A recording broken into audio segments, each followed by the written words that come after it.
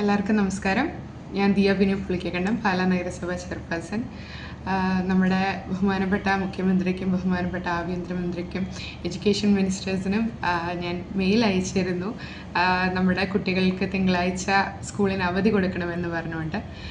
കേവലം അവിടെ ഒരു മത്സരം നടക്കുന്നു, അതിൻ്റെ പേരിൽ അവധി കൊടുക്കണം എന്നുള്ളൊരു ഉദ്ദേശത്തോടെ അല്ല അത് അയച്ചത്.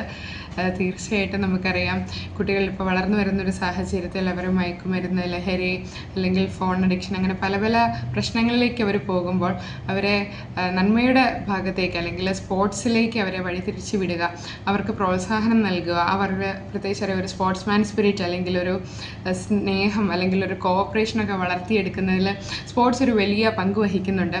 അപ്പോൾ ഈവൻ ദോ നമ്മളുടെ രാജ്യത്തിന് അതിനകത്തൊരു പങ്കാളിത്തം ഇല്ലെങ്കിൽ തന്നെ നമുക്കറിയാം, സ്പോർട്സിന് പ്രാദേശികമായിട്ടുള്ള അതിർവരമ്പുകളില്ല.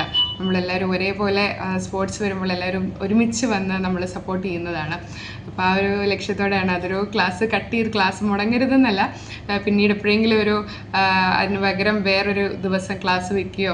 കാരണം നമുക്കറിയാം, ഇതിൻ്റെ ആവേശത്തിൽ ഞങ്ങളിവിടെ താഴെ മുനിസിപ്പാലിറ്റിയിൽ വെച്ച് ഫുട്ബോളിൻ്റെ മത്സരം നടക്കുന്നുണ്ട്. അപ്പോൾ പലരും പറഞ്ഞത്, അല്ലെങ്കിൽ വീട്ടമ്മമാരും കുട്ടികളും ഒക്കെ പറഞ്ഞത്, വരാൻ അസൗകര്യമുണ്ട്. കാരണം രാവിലെ ഇവരെ എഴുന്നേറ്റ് സ്കൂളിൽ വിടണം. 6 അല്ലെങ്കിൽ വീട്ടമ്മമാർ 5:30 ആകുമ്പോൾ എഴുന്നേൽക്കുന്ന ആൾക്കാരാണ്. അപ്പം ഒരു 3 മണി വരെ ഇതിൻ്റെ സെലിബ്രേഷനൊക്കെ ആയി പോകുമ്പോൾ ചിലപ്പോൾ അവർക്ക് വരാൻ പറ്റിയെന്ന് വരില്ല. എന്നിട്ട് പോലും ഇവിടെ നല്ല ആളായിരുന്നു. അപ്പോൾ കുറേ കൂടെ ആൾക്കാരെ ഞങ്ങൾ പ്രതീക്ഷിക്കുന്നുണ്ട്.